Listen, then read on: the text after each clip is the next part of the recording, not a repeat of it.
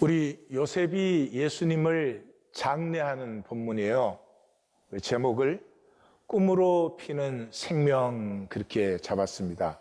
생명이라는 말은 하나님의 형상이라는 말이죠. 그래서 이 하나님의 형상은 우리가 피울 수 없어요. 우리가 능력이 있거나 무슨 기도를 많이 하거나 그렇게 해서 피어나는 것이 아닙니다. 이 하나님의 형상이 피는 길은 꿈이에요, 꿈. 꿈을 꾸기 시작하면 생명이 피어나요. 여러분, 자식을 낳으면은 생명이 흘러넘친다는 것은 희생이 흘러넘친다는 것과 똑같아요. 하나님은 생명이기 때문에 하나님은 모든 것이 희생이시잖아요. 그 왜요? 자식에게 꿈이 꾸어지기 때문에, 그 바라봄이 있기 때문에 이 생명이 피어나는 것이에요.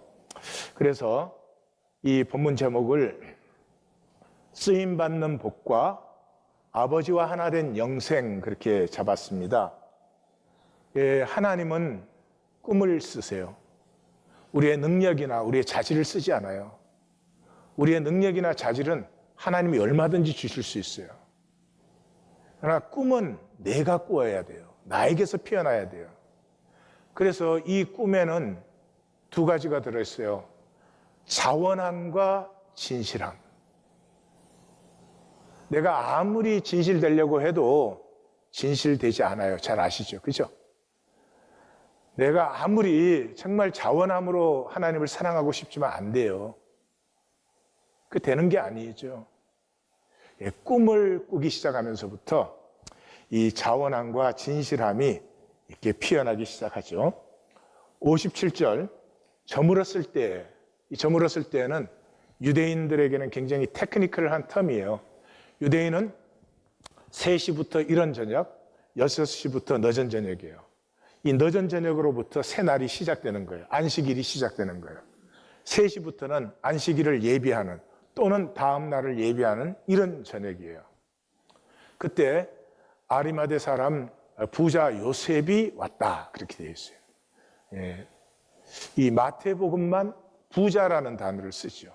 두말할 것도 없이 이사야 53장 9절에 그가 죽은 후에 부자와 함께 있었도다 하는 말이 성취되었다 하는 걸 나타내는 것이죠. 여기 부자와 함께 있었다는 것은 단순히 돈 많은 부자가 아니라 생명의 부여를 얘기하는 것이죠. 생명의 부여를.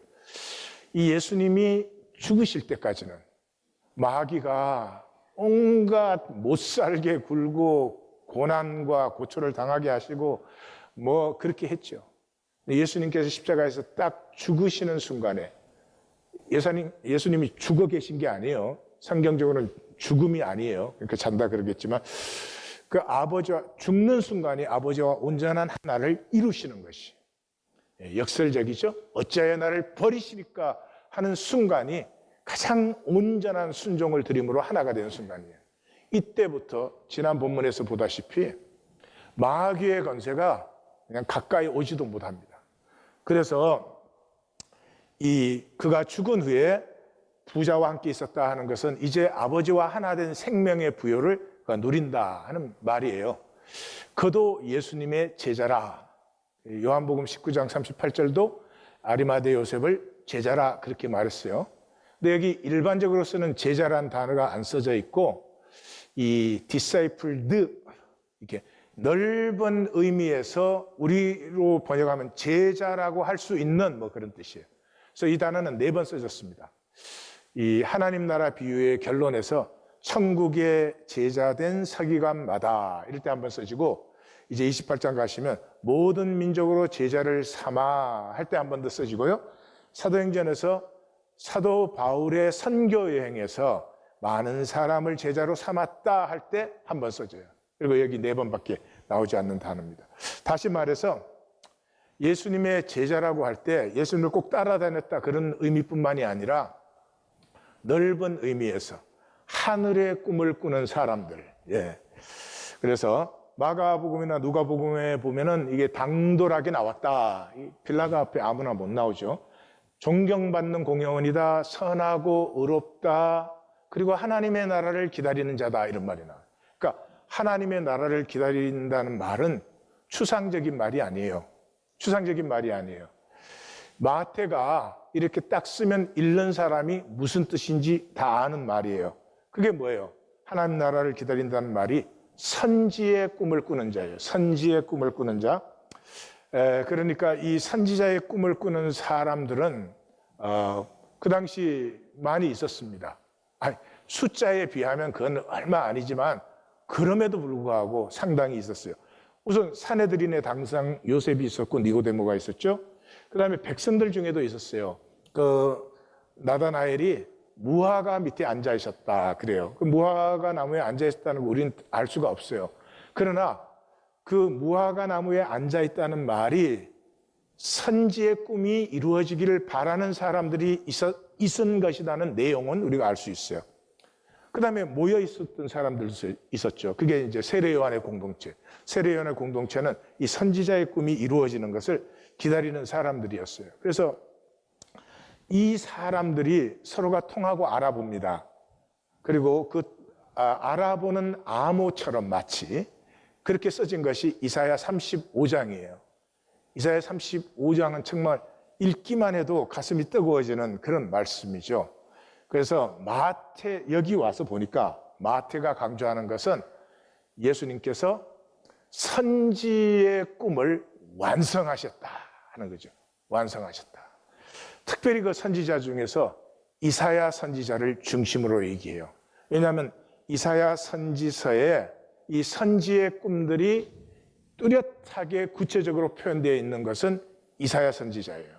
그래서 이 이사야 선지의 꿈 중심으로 선지의 꿈을 완성하는데 그 중심이 이제 이사야 35장이에요. 그래서 세례 요한이 자기 제자들을 보내지 않았어요?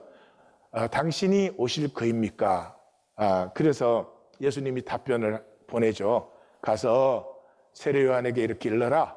맹인이 보며 못 걷는 사람이 걸으며 나병 환자가 깨끗함을 받으며 못 듣는 자가 들으며 죽은 자가 살아난다.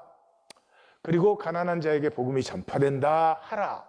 이렇게 얘기했어요. 그러니까 이 기독교는 항상 그렇게 생각했죠. 제가 예수님이 뭐 기면 기다 그러고 아니면 아니다 그랬지. 저렇게 아리까리하게 그렇게 생각을 했지. 지금 뭐 얘기하고 있어요? 선지의 꿈이 나로 말미암아 완성되고 있다 하는 걸 얘기하죠. 세례 요한이 들으면 두말할 것도 없이 분명히 알죠. 그러니까 이 고수들이 만나서 깊은 교통함을 우리는 종교의 현상은 무슨 말인지도 못 알아듣는 거예요. 그래서 누구든지 나로 말미암아 실족지 아니하는 자가 복이 있다. 나로 말미암아 선지의 꿈이 완성되고 있는데 나를 보지 못하면, 나를 모르면 그러면 실족하는 거죠. 그래서 이사야 선지서 안에 이 선지서 17권의 꿈이 그 안에 들어 있습니다. 그 기절들을 제가 다 뽑아 놨으니까 한 번씩 읽어보세요. 꼭 읽으시고 특별히 26장, 27장을 하나씩 홀로 따로 듣는 사람은 이 부분을 많이 읽으시면서 읽으시기를 바라요. 반드시 하나님의 꿈이란 말은 가슴이죠. 하나님의 가슴이 우리 안에 수태되게 되어 있어요. 이 선지의 꿈이라고 하는 것은 이 이스라엘 역사에는 구체적인 의미가 있어요.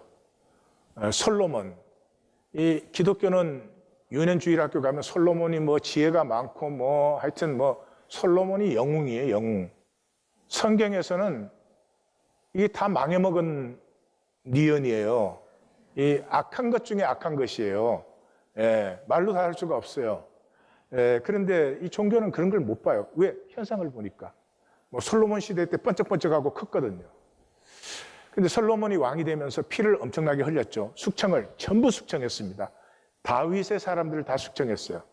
근데 다윗의 사람 중에 제일 중요한 사람이 아비아달이에요. 이 아버지 아히멜렉이 노베 제사장인데 다윗이 사울에게 쫓겨 망명 왔을 때 먹을 것을 제공했습니다. 그 성경에는 떡 한 번 줬지만 한 번 줬다는 말은 아니겠죠. 그러니까 사울이 도익이라고 하는 이방인을 보내가지고 그 노베 제사장들을 전부 도륙을 냈죠.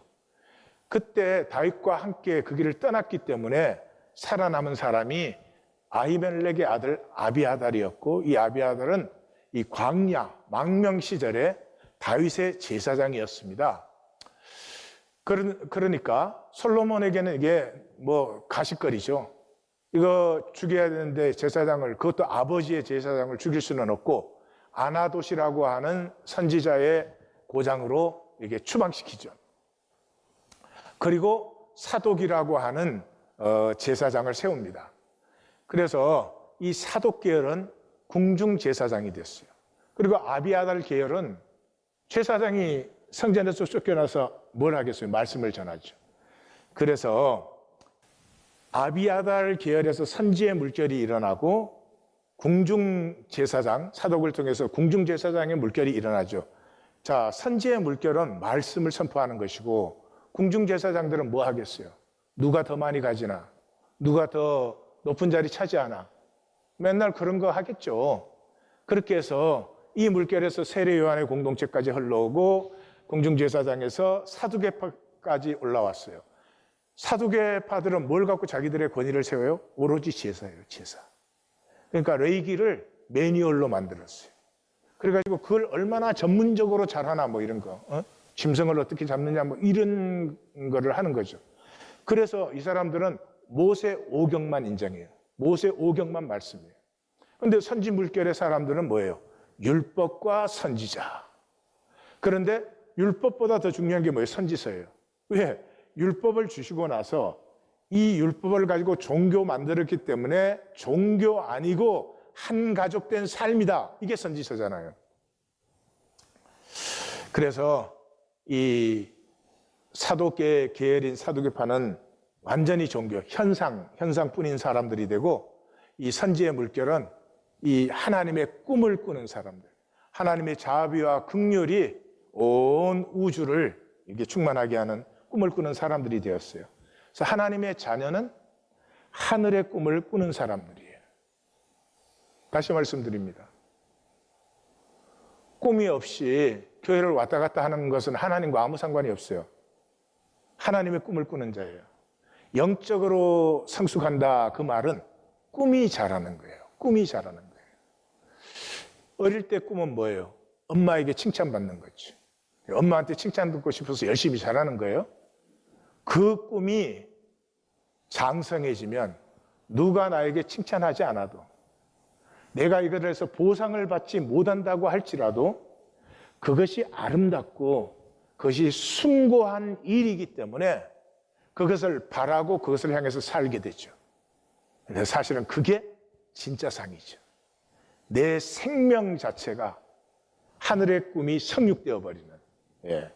그래서 주님께서 가르치신 기도에는 하늘에 계신 우리 아버지시여 이름이 거룩히 여김을 받으시오며 나라가 임하옵시며 뜻이 하늘에서 이루어진 것 같이 땅에서도 이루어지이다. 우리 하나님 교회의 이름이에요. 하나님의 나라가 임하옵시고, 이 인간계를 떠나면 온 우주는 하나님의 법칙을 따라 운행 역사되어지고 하나님의 조화로 충만하잖아요. 이 인간계 안에서만 거짓과 불의와 더러움과 죄악과 천박함이 많은 정도가 아니에요. 많은 게 아니에요. 범벅이 돼, 범벅. 어떻게 그 안에서 먹고 살 것만 있으면 괜찮아질 수가 있어요? 만약에 이 본질을 조금이라도 볼 수 있다면, 먹을 게 산의 진미로 쌓여 있어도 그렇게는 못 살아요. 그렇게는 못 살아요. 아버지의 뜻이 땅에서도 이루어져야 됩니다. 우리 서로 함께 아름답고, 우리 서로에게 복이 되고, 우리 함께 손을 잡고 살아나가도 불안하지 않고 의심하지 않고 대립하지 않고 싸우지 않아도, 현상의 사람은 꿈이 없어요. 꿈이 없다는 말은 욕심밖에 없어요. 욕심은 나, 끼리 나 뭐 내 새끼, 내 가족끼리 나밖에 없어요. 그건 욕심이에요. 꿈은 전체가 보여요. 이 모든 것이 하나예요. 우리가 일제 강점 당했는데 그 일제 강점 당한 상태에서 나하고 우리 가족만 잘 살면 된다. 그건 욕심이에요. 그런데 우리 민족이 이렇게 돼서는 안 된다. 주권이 회복되고 모두가 기쁘게 살 날이 와야 된다. 이건 꿈이에요.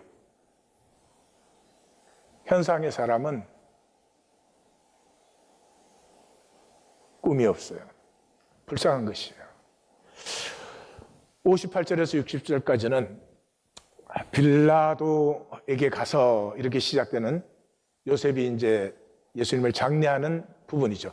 가서 달라 내주라 명령하니 요셉이 가져다가 깨끗한 세마포로 싸서 바위 속 자기 새 무덤에 넣어두고 큰 돌을 굴려 무덤 문에 놓고 갔다. 이런 부분이거든요. 여기에서 제일 중요한 거, 이 본문적으로는 여기가 핵심이죠. 이 3시에 예수님이 운명하셨으니까 3시에서 6시 안식일이 시작이 될 때까지 이 3시간 동안에 장례가 이루어져야 돼요. 불가능한 거예요. 3시간 동안에. 레위 법대로 그것도 준비가 되고 레위 법에 따른 절차를 거쳐서 또 묘도 준비되어 있어야 되잖아요. 근데 그것만 해도 어려울 텐데 빌라도의 허가를 받아야 되고 사내들인의 동의를 받아야 됩니다. 그런데 이 모든 것이 너무 아름답고 완벽하게 이루어져 버립니다.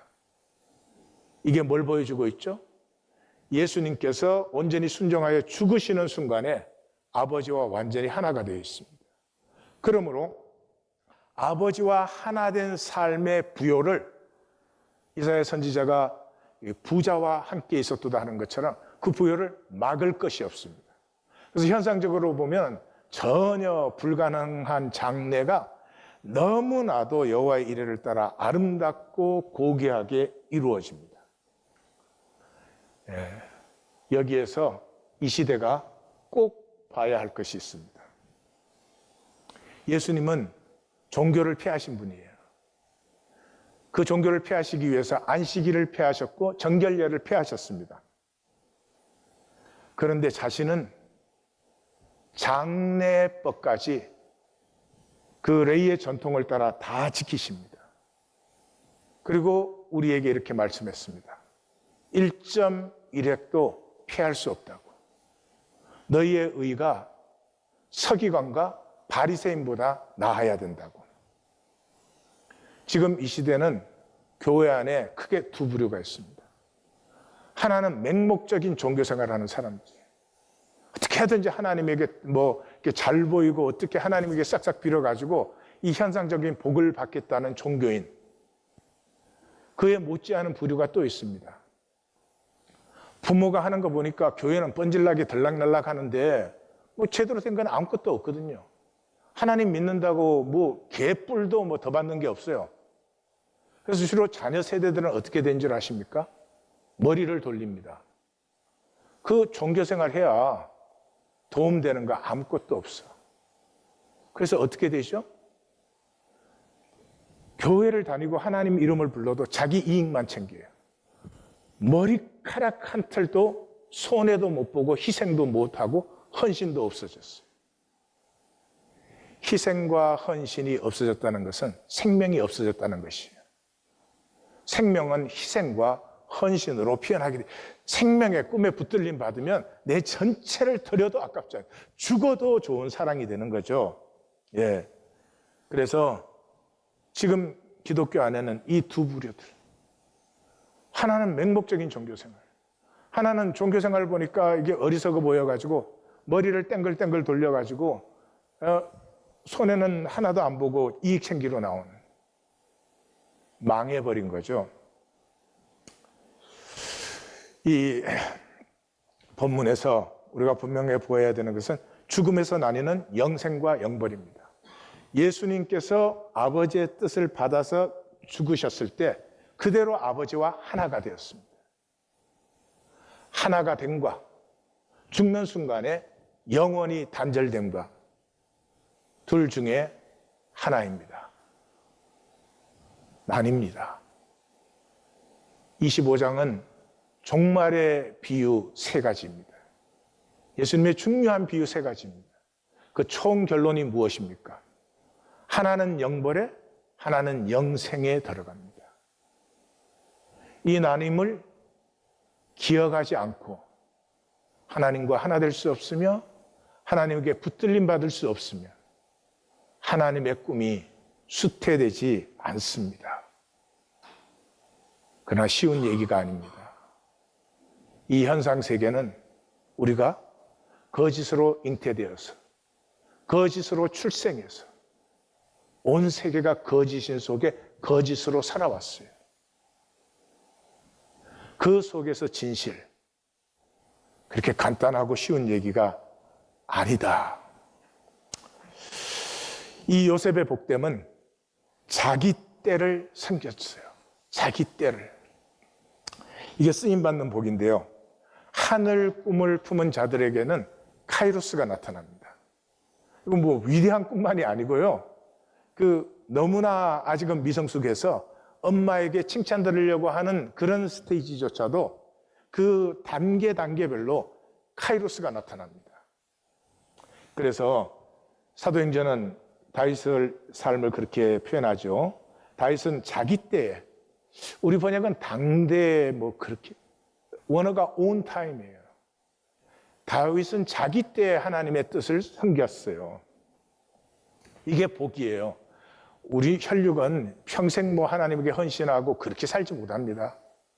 우리의 삶의 대부분은 그냥 밥 먹고 살아야 되고 자식 길러야 되고 그 세상 속에서 그렇게 해야 되니까 욕심에서 자유할 수 없고 그게 우리의 삶이에요.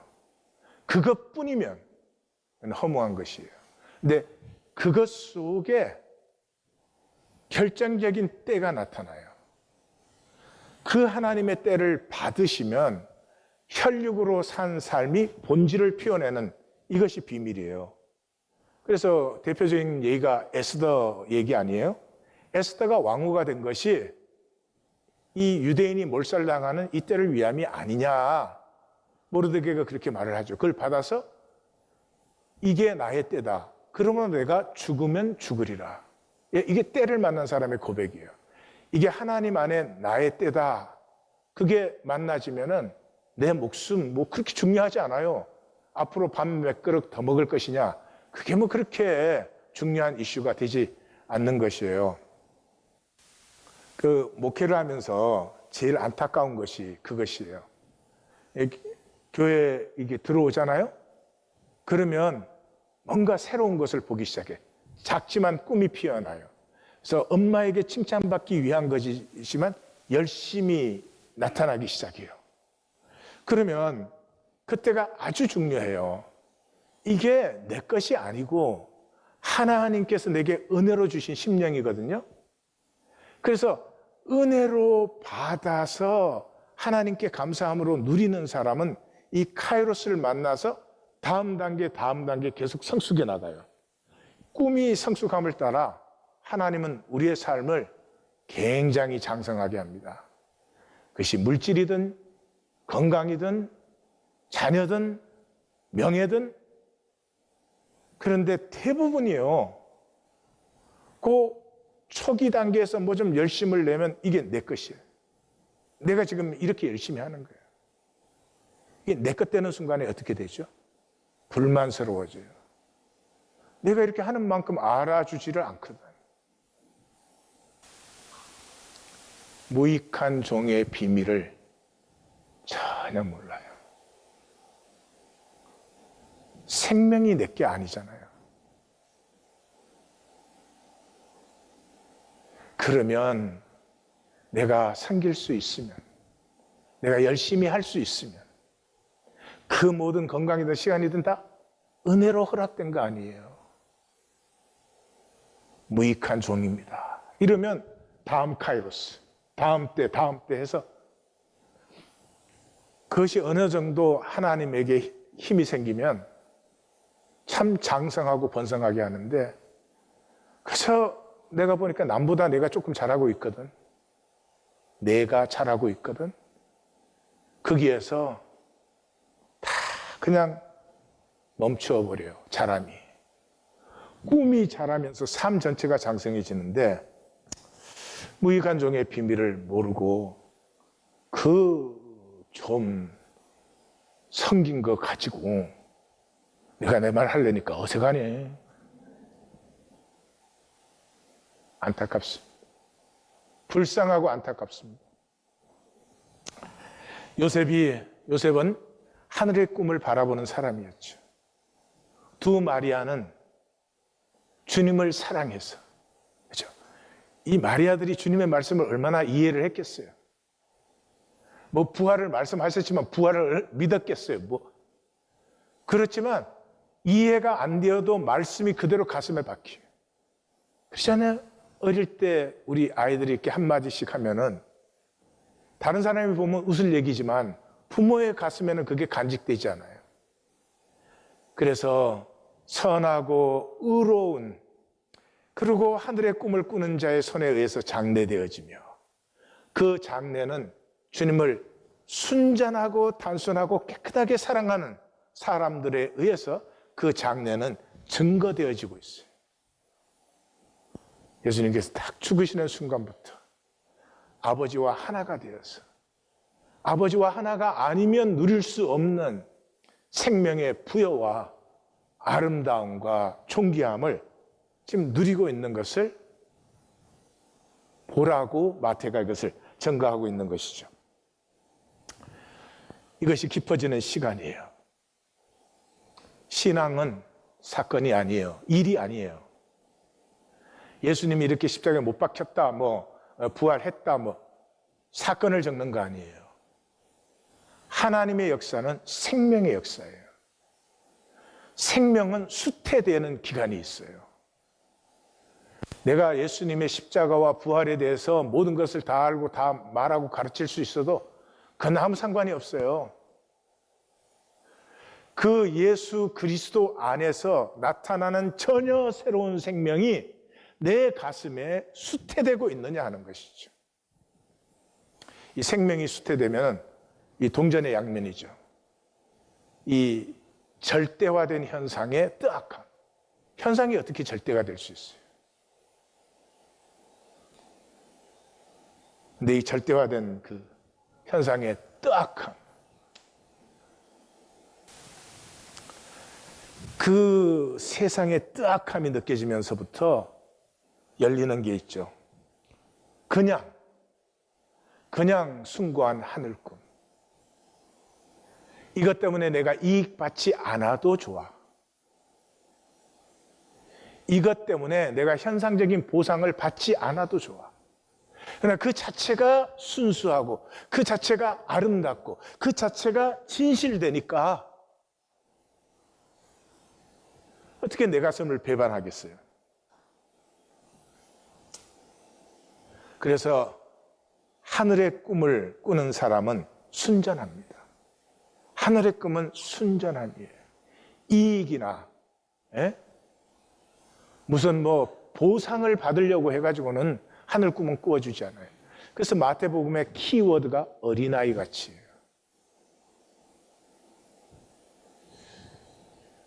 지금 제 말씀을 따라오신 성도님들은 죽음 후에는 나뉘는구나.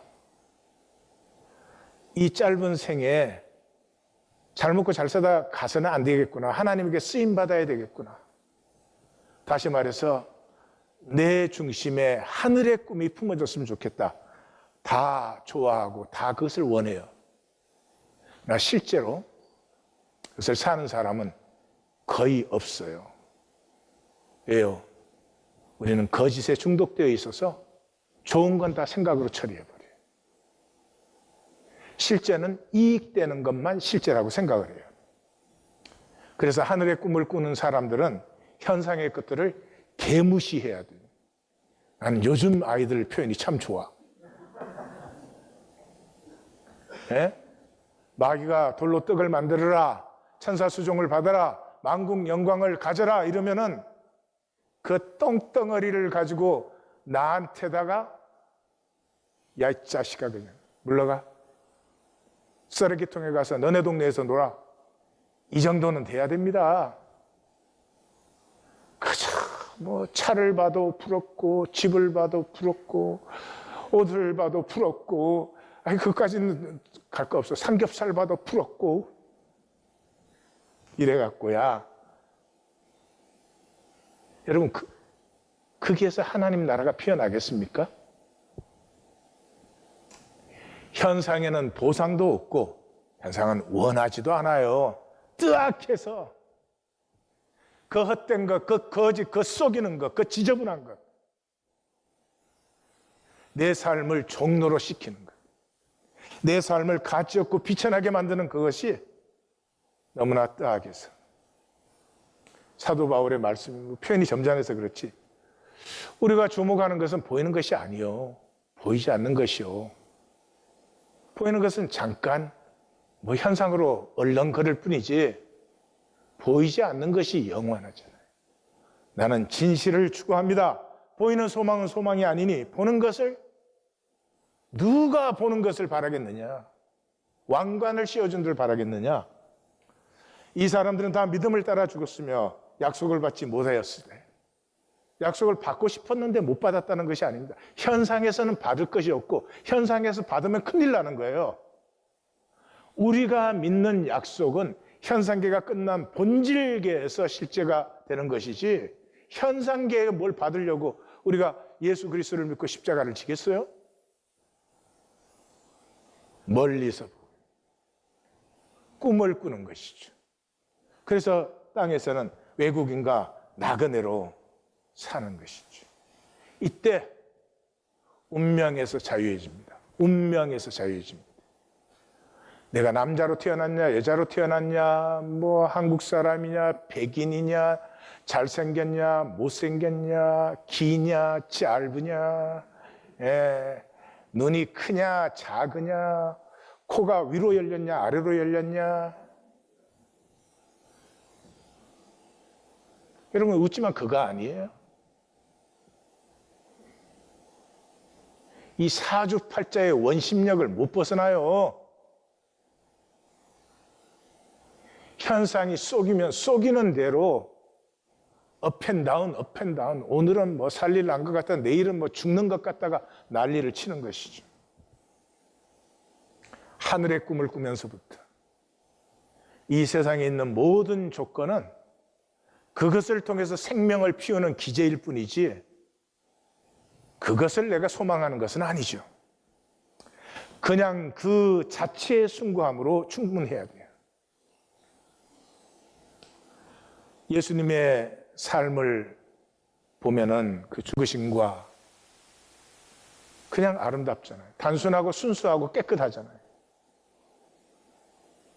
기독교의 것을 붙이기 전에 무슨 메시아다, 뭐 그리스도다, 주님이다, 구세주다, 이거 붙이기 전에 예수님의 삶을 보면 이 현상계의 삶과 완전히 다르지 않아요. 자기 진실, 자기 스스로 깨끗하게 사신 분 아니에요. 그랬다고 아버지한테 무슨 대가를 요구한 것도 아니고, 어찌하여 나를 버리시나까지까지 자기가 보고 자기가 꿈꾼 그 길을 걸으신 것 아니에요. 얼마나 길게 산다고. 얼마나 길게 살아서 끝까지 잘 먹고 잘 살아야 되고 잘 입고 호사해야 되고, 그래요? 그게 사람의 가치예요? 예수님을 만난 사람은 나도 나의 십자가를 지고 천하게 살고 싶지 않다. 종노릇하고 싶지 않다. 내 중심의 진실을 나 스스로 배반하고 싶지 않다. 까짓 거 좀 어렵게 살지 마. 만약에 하나님이 안 계신다고 해도, 그렇게 산 후에 하나님이 안 계신다고 해도 나는 피조물이잖아요. 내가 나 만들지 않았잖아요. 그 다음에 이 만유는 하나님의 사랑과 신비 아니에요? 하나님의 사랑이 없으면 저 풀 한 포기 나무가 어떻게 저렇게 살아있어요? 여러분, 집에 잔디 맨날 가꾸고 물 줘도 죽잖아. 우리가 하는 거는 안 보여요?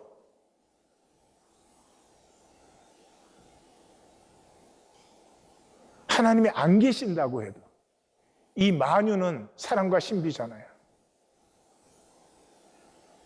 그러면 그 자체로만으로도 나는 얼마든지 이 짧은 생에 깨끗하고 아름답고 진실되게 산다. 선택할 수 있지. 그 현상의 욕심을 더덕더덕 붙여서 달고 댕기면서 주여 주여 우리 그러지는 맙시다. 네? 그러지는 맙시다. 이제 십자가 말씀을 지나고 나서도 아니지요. 그건 정말 아니죠. 왜 세상에 내 가슴을 주겠어요? 내 가슴이 내 육체보다 중요합니다. 내 가슴이 내 삶보다도 중요합니다. 내 가슴에는 내 진실이 들어있습니다.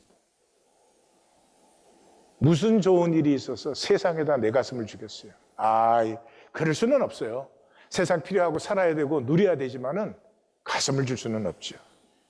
현상적인 이익은 본질적 숭고함과 비교할 수가 없습니다. 생각에 쏟지 마십시오. 한국 영화에 암살이라는 영화가 있어요. 보신 분 한번 손 들어보세요. 네. 그 TV 보지 말고 말씀 읽고. 저는 왜 봤느냐? 이 성도들이 뭘 보냐 알아야 되니까. 네. 좋은 영화는 아니에요. 그냥 액션 무비예요. 재밌게 만든 액션 무비예요. 그 내용은 가와구치 그 조선주둔군 사령관과 매국 노인 강인국 두 사람을 암살하는 거예요. 주연이 염석진인데 이정재가 이제 했어요. 근데 변절한 일본 밀정이에요. 그 종로 경찰서를 탈출한 이 거짓 신화를 만들면서 이 상해 임시정부까지 침투해가지고 경무국장이 돼요. 근데 김구 선생님이 이제 눈치를 채요. 그래서 그 경무국에 있는 명우와 세강이라는 두 사람을 따라 붙여서 만약에 무슨 일이 일어나면 그는 밀정이다. 죽여라 그래요. 그래서 둘이 따라 붙었는데 딱 김구 선생님이 말한 대로 되는 거예요. 그러니까 밀정이에요. 죽여야 되는데 이때까지 같이 일해왔잖아요. 그래서 막상 총을 못 쏴요. 그 순간을 놓치지 않고 이 자기의 부하지 사실은 부하인 명우와 세강을 쏴서 죽여요. 나중에 보니까 명우는 살아있어요. 말도 못하게 되고 얼굴이 완전히 이제 박살이 나가지고 여기 살아있는데 그래서 이제 이 두 사람을 죽이기 위해서 암살단은 3명이에요. 암살단 3명과 3명을 이제 경성으로 파송하죠. 거기에 이 염석진이 따라 들어와서 일본 경찰에게 정보를 넘겨주고 이 암살을 방해하고 협조를 해가지고 이 암살을 이제 막으려고 하는데 이제 얘기를 재밌게 만들어야 되니까 하와이 피스톨과 이 암살단과 강인국의 그 가게가 강인국은 친일파지만 부인은 독립운동을 도와요. 그래서 그 쌍둥이 딸이 이 도피하면서 나누어져서 하나는 친일파가 되고 하나는 이 암살단이 돼서 들어온 거예요. 이제 그 삼각관계에서 재미는 이제 생겨나는데 어쨌든 그 과정에서 강인국도 죽고 암살단 중에 2명은 죽고 이 하와이 피스톨도 죽고 그리고 안옥균이라는 이 강인국의 쌍둥이 작은 딸이 이 암살자가 된 안옥균이가 살아남고 염석진이도 살아남아요. 그래서 해방이 되고 1949년 반민특위의 재판을 받게 돼요. 반민특위는 그 이성만 씨가 없애버렸죠. 이성만 씨는 미국에서 들어온 사람이니까 국내에 이 기반이 없어서 그 당시 북한에서는 이 역사 척결을 했습니다. 그래서 그 친일파들이 북한에서는 살 수가 없어서 그 재산 가지고 전부 남한으로 내려왔죠. 그래서 그 사람들과 이승만 씨가 같이 합해가지고 사실은 대통령도 되고 한 거예요. 그래서 저 반민특위를 이승만 씨가 없앴고, 그렇다고 지금 와가지고 이승만이는 나쁘고 김구만 착하다, 그런 쓸데없는 소리 하지 말고 지금 이 시대에 나라를 위해서 필요한 일을 하면 돼요. 다 각자 그 시대에 자기 삶을 살았을 뿐이에요. 예? 평가와 심판은 하나님 앞에서 받는 거예요. 누가 뭐를 감히 심판을 하고 그래요. 이 나라가 그 쓸데없는 논쟁으로 찢어져 가지고 꼴이 아니죠. 하여튼 어쨌든 검사가 이제 증인 대리로 나갔는데, 이 지금 독립군 잡던 사람이 경찰이 돼 있으니까 이승만 정권 안에서는 그 부하 경찰이 정인 쏴 죽여버렸죠. 그래서 정인이 없으니까 이제 무죄로 풀려납니다. 자, 그래서 이제 이 염석진이는 그 영화의 이름이고 아마 염동진을 뭐 생각한 거겠죠. 그래서 이제는 모든 것이 덮어졌다 생각하고, 전에는 경호원 없이는 뭐 바깥에 한 발자국도 못 나갔는데 이제는 혼자서 쇼핑도 하면서 여유를 즐기면서 이렇게 그렇게 다닙니다. 네. 영화에서는 저렇게 차단되는데 현실에서는 지금까지 다 잘 먹고 잘 살고 있어요. 그게 세상이고 현상이에요. 그게 절대적인 잣대를 들여들어서 의인과 악인으로 구분하는 것은 쓸데없는 짓이라고 생각합니다. 염석진이의 답이 몰랐으니까죠. 몰랐죠. 뭐를 몰랐어요? 나라와 민족을 위해서는 꿈을 꾸는 것입니다. 꿈을 꾸는 것입니다. 꿈을 꾸는 자는 현상적으로 결과가 없어도, 자식 기를 때 현상적으로 결과 있어야만 사랑합니까? 아니죠. 생명은 꿈을 꾸는 거예요. 나라가 영원히 독립되지 않아도 나라와 민족을 버릴 수는 없죠. 그걸 몰라요. 꿈이 없으니까. 꿈이 없는 사람은 현상의 이익이 전부예요. 종교는 세상 나라를 섬깁니다. 세상 가치를 믿습니다. 세상 영광을 구합니다. 죄송한 얘기인데 종교인은 하나님의 나라잖아요. 매국노들입니다. 저와 성도님들은 매국노들입니다. 하나님 나라의 소속이라고 하면서 세상 나라를 살고 섬기고 있습니다. 이제는 돌아설 때가 됐습니다. 이제는 결단하고 선택할 시간이 되었습니다.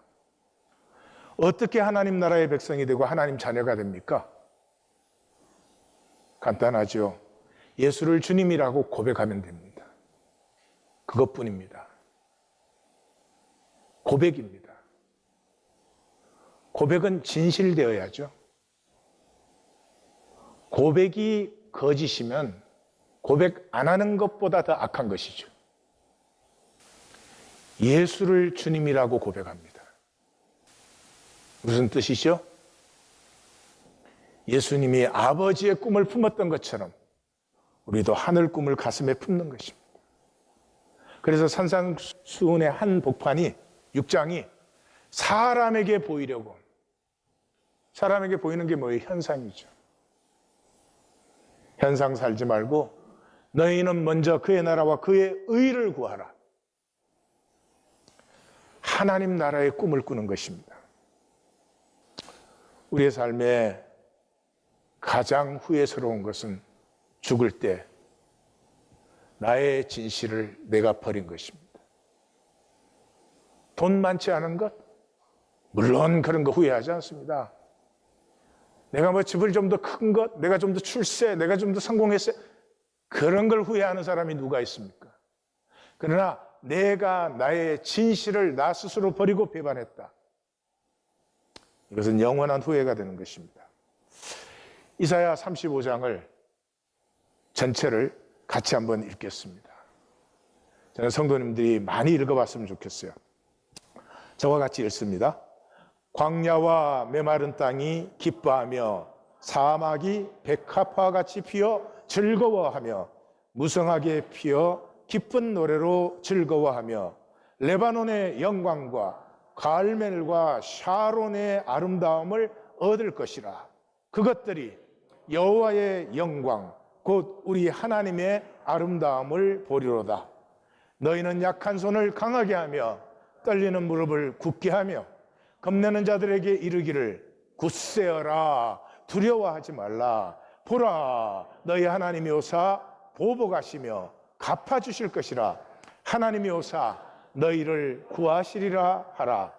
그때 맹인의 눈이 밝을 것이며 못 듣는 사람의 귀가 열릴 것이며 그때 저는 자는 사슴같이 뛸 것이며 말 못하는 자의 혀는 노래하리니 이는 광야에서 물이 솟겠고 사막에서 시내가 흐를 것임이라. 뜨거운 사막이 변하여 못이 될 것이며 메마른 땅이 변하여 원천이 될 것이며 성냥이에 눕던 곳에 풀과 갈대와 부들이 초목들이 날 것이며 거기에 대로가 있어 거기를 거룩한 길이라 일컫는 바 되리니 깨끗하지 못한 자는 지나가지 못하겠고 오직 구속함을 입은 자들을 위하여 있게 될 것이라. 우매한 행위는 그 길로 다니지 못할 것이며 거기에는 사자가 없고 사나운 짐승이 그리로 올라가지 아니하므로 그것을 만나지 못하겠고 오직 구속함을 받은 자만 그리로 행할 것이며 여호와의 속량함을 입은 자들이 돌아오되 노래하며 시온에 이르러 그들의 머리 위에 영영한 희락을 띠고 기쁨과 즐거움을 얻으리니 슬픔과 탄식이 사라지리로다. 나눔 가이드, 우리는 스스로 쏟고 있습니다. 아름답고 고귀한 삶을 분명히 알지만 쓰러지는 잠시의 이익 때문에 나의 본성을 배반하고 하나님을 속입니다. 진실을 따라 선택하지 못하고 겸하여 섬길 수 있는 것처럼 속이는 종교로 하나님과 돈을 겸하여 섬기지 못하느니라 주님의 말씀을 애써 무시합니다. 결단하고 선택할 시간입니다. 마태복음 26장 27장 말씀을 예배자로 하나씩 홀로 다시 들으십시오. 말씀 때문에 많이 우실 것입니다. 말씀 때문에 아플 것입니다. 이 26장, 27장의 묵상들은 한 번도 제게 눈물 없이, 아픔 없이 그렇게 지나가지 못한 말씀들입니다. 눈의 비늘이 벗겨지고 가슴이 뜨거워질 것입니다. 어두운 데서 빛이 있으라 말씀하셨던 그 하나님께서 예수 그리스도의 얼굴에 있는 하나님의 영광을 아는 빛을, 하나님의 영광을 아는 빛을 우리 마음에 비추셨느니라. 말씀이 이루어지기를 주의 이름으로 축원합니다.